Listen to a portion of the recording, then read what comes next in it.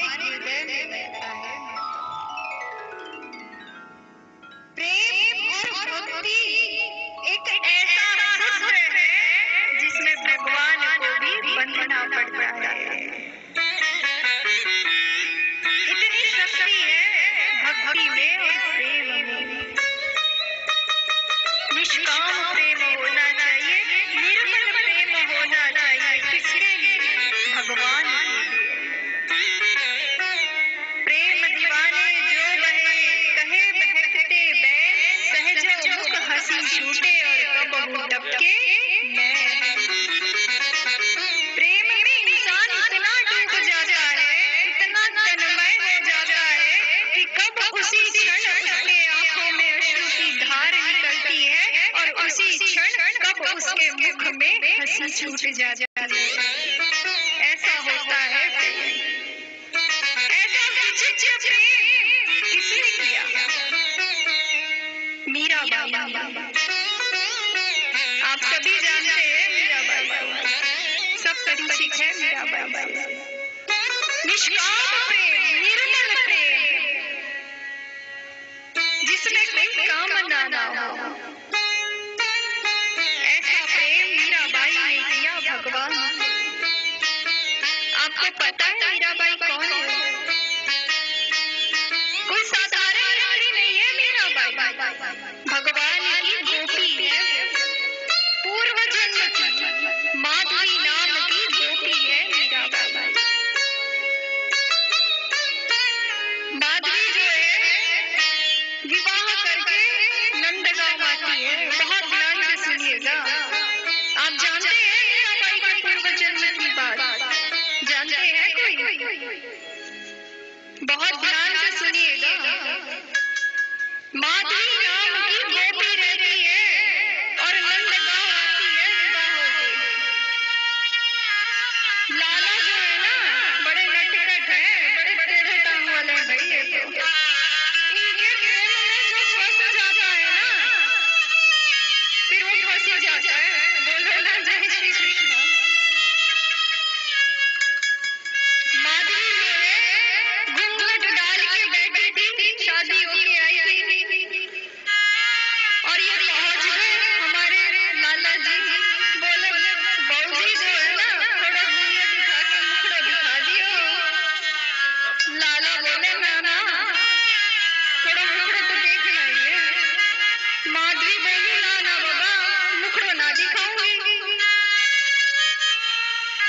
लोगों हमारी जो मम्मी है, जो माता जी है, वो बोली है कि भैया टेढ़ी टांग वाले से बच के रहना, खतरा है। बोले बच के रहना। माधवी बोली मैं अपना मुखड़ा ना दिखाऊंगी। लाला बोले तो देखना ही है। बोले दिखा दो। माधवी बोली कुछ भी कर लो पर मुखड़ा ना दिखाऊंगी। अब लाला को क्रोध आ गया और बोल गए आज के बाद तू मेरे दर्शन के लिए तरसेगी, व्याकुल रहेगी, तड़पेगी, रोएगी, फिर भी मेरा दर्शन नहीं होगा तो। अब माधवी जो है नई नई आई थी, उसको क्या पता बिहारी जी के बारे में, जिसके लिए सारी गोपिकाएं रोती है, जिनके लिए दर्शन के लिए सारी गोपिकाएं तड़पती है, उसको माधवी अपना मुखड़ा ना दिखाए। भगवान को बोलकर चले गए अब तो मेरे दर्शन से वंचित है, अब तुमको मेरा दर्शन नहीं होगा। माधवी के हृदय में ऐसी तड़प उठी, क्या पूछना। जैसे ही लाला बोल कर गए मेरे लिए तुम रोगी, तड़पोगी, माधवी का व्याकुल जो है वो शुरू हो गया, व्याकुलता। रोने लगी, तड़पने लगी। रोज लाला को ढूंढती थी, अरे लाला दर्शन दे दे, मैं तुमको अपना मुखड़ा भी दिखा दूंगी, एक बार दर्शन दे दे। लाला दर्शन नहीं दिए माता। बहुत ध्यान से सुनिएगा। दर्शन तो भयो ही ना। अब गिरिराज उठाए भगवान तो सारे ब्रजवासी उस गिरिराज पर्वत के नीचे आ गए और भगवान गिरिराज को छूने उंगली से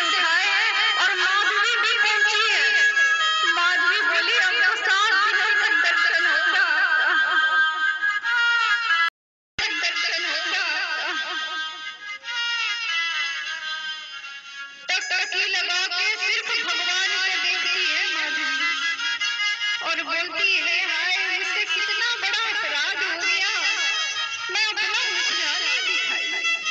रोती है, तड़पती है माधवी। 7 दिन पूरे होते हैं, भगवान बोलते हैं यहाँ से सब हट जाओ, मैं गिरिराज को नीचे रखूंगा। सारे ब्रजवासी हट जाते हैं पर माधवी खड़े रहती है। बोले दबा के मारना है तो मार डालो, ये नजरें आपकी ही प्यासी है, आपकी ही अभिलाषी है। रोती है, क्षमा कर दो मुझे, मुझसे बहुत बड़ा अपराध हो गया, मुझे क्षमा कर दो।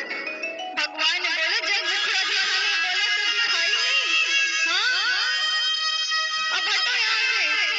माधवी बोली, क्षमा कर दो प्रभु, मुझे क्षमा कर दो, मैं आपका दर्शन करना चाहती हूँ। अब एक पल भी आपके दर्शन के बिना रह नहीं सकती मैं, क्षमा कर दो। भगवान बोले, देखो माधवी, अब इस जन्म में तुम्हें दर्शन प्राप्त नहीं हो सकता, तुम्हें कलयुग में अवतार लेना पड़ेगा, पृथ्वी लोक में अवतार लेना पड़ेगा। और जब वहां तुम अवतार लोगी और मेरे लिए रोगी, तड़पोगी, मेरे लिए गाओगी, तब तुम्हें मेरी कृपा प्राप्त होगी, तब तुम्हें मैं प्राप्त होऊंगा। माधवी रोती है, नहीं सावरी, ऐसा मत करो, मत करो, इतनी बड़ी सजा मत दो इस माधवी को, मत दो, इतनी बड़ी सजा मत दो माधवी को, क्षमा कर दो प्रभु, क्षमा कर दो, मुझसे भूल हो गई, मुझे क्षमा कर दो।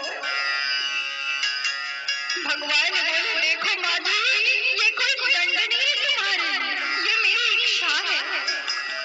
पृथ्वी लोक में मेरे बहुत से भक्त जो है वो भक्त बनकर प्रेम की ध्वजा फहराएंगे। उद्धव जी जो है वो कबीरदास जी के रूप में प्रकट होंगे।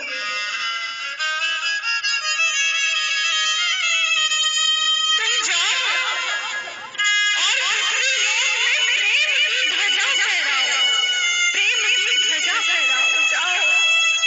माधवी बोलती है, मुझे क्षमा कर दो, पृथ्वी लोक में भटक जाने का बहुत खतरा रहता है, भय रहता है, क्यों मुझे पृथ्वी लोक भेज रहे हो, क्षमा कर दो मुझे, क्षमा कर दो। भगवान बोले, देखो माधवी, मैं चाहता हूँ कि स्त्री रूप में भी कोई भक्त पृथ्वी लोक में अवतार ले, जन्म ले और पूरी दुनिया को बताए कि स्त्री शरीर में भी भगवान का नाम लिया जा सकता है, भगवान के नामों को गाया जा सकता है, भगवान के नामों को गा के भगवान को प्राप्त किया जा सकता है। ये तुम्हें बताना होगा। मेरी इच्छा है कि तुम पृथ्वी लोक जाओ। माधवी बहुत रोती है, मुझे मत भेजो पृथ्वी लोक, मत भेजो प्रभु, मत भेजो। भगवान बोले, ये मेरी इच्छा है, तुम्हें आज्ञा का पालन करना है। कुछ समय बाद माधवी अपने आप को संभालती है, पर कुछ समय बाद अक्रूर जी भगवान कृष्ण को ले जाने आते हैं मथुरा। सारा ब्रज सूना हो जाता है, अक्रूर जी भगवान को लेकर चले जाते हैं, सारी गोपिकाएं रोती हैं, सारा ब्रज सूना हो गया। माधवी को पता चला कि भगवान छोड़कर चले गए, कृष्ण छोड़कर चले गए। रोती है और कहती है, मैं अपने प्राणों को त्याग दूंगी। सारी गोपिकाएं आ जाती है, माधवी को समझाती है, माधवी सुनो, ऐसा मत करो, ऐसा मत करो माधवी। राधा जी की अष्ट सखियां प्रकट हो जाती है, वो समझाती है, माधवी ऐसा मत करो, अपने प्राणों को मत त्यागो। क्या हो गया? माधवी सारा बात बताती है, मैं अपना मुखड़ा नहीं दिखाई तो भगवान मुझे सजा दे दिए। राधा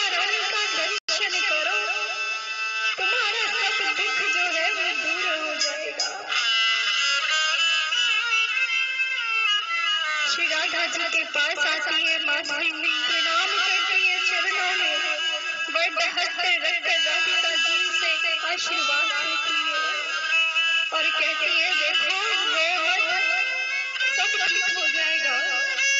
मेरी अष्ट सखी में से एक सखी तुम्हारे साथ लौट जाएगी और जब तुम भगवान की विरह रोगी तड़पोगी तो ये तुम्हारे आंसुओं को पोंछेगी।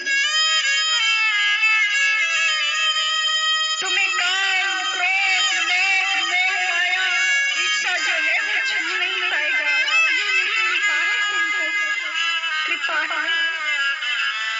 कुछ समय बाद कलयुग का आरंभ हुआ और वही आठवीं गोपी का जन्म राजस्थान में मीराबाई के रूप में हुआ। मीराबाई के रूप में जन्म हुआ।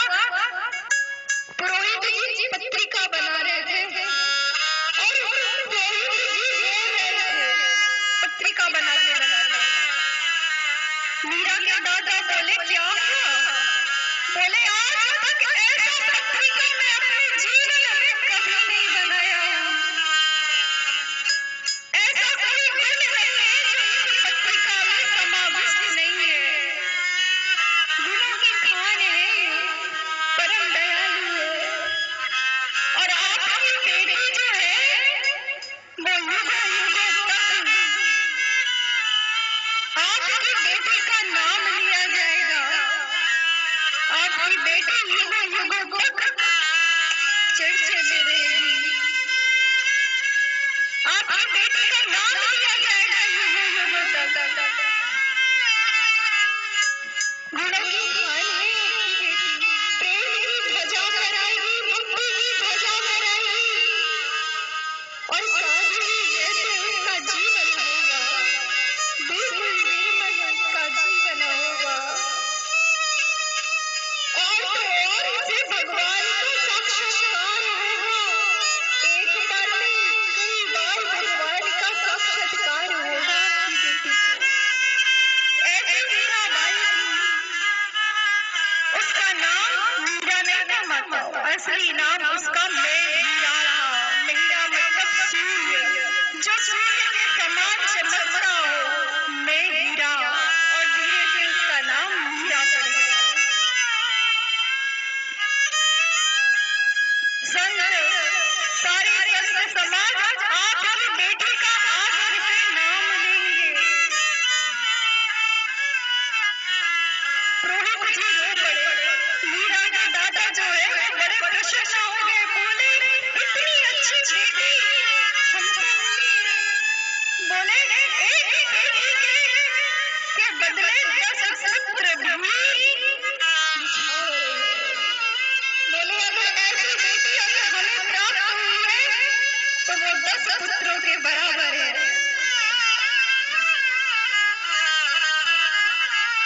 पंडित जी बोले, ये देखो, इसका ना तो कोई बहन होगा और ना कोई भाई होगा आगे चल के। आप लोग संतुष्ट हो ना?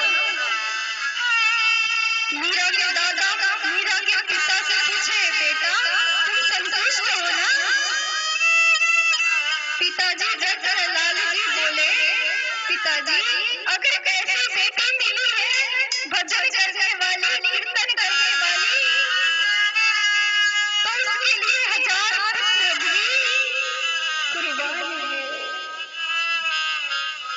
दादा प्रसन्न हो गए मीरा जी के, बोले, वाह बेटा, मैंने भी संतों के मुख से श्रवण किया है और संत कहते हैं कि राम भजत बिटिया बोली और भलोरा विमुख कपूर, शबरी को बैकुंठ गई और गुणकारी भयो भूर।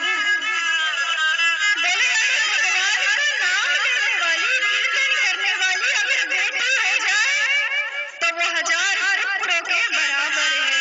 1000 पुत्रों के बराबर है। सारे लोग घर के प्रसन्न हो गए। धीरे धीरे मीराबाई बड़ी हो रही है। मीराबाई के प्रथम गुरु उनके दादाजी हैं। जब मीराबाई बोलना शुरू करती है तो भगवान के नामों को गाती है, कीर्तन करती है। मेरे तो गिरधर गोपाल दूसरो ना कोई, जाके सर मोर मुकुट मेरो पति सोई। दादाजी बोलते बेटी दुनिया में कोई नहीं है भगवान के सिवा।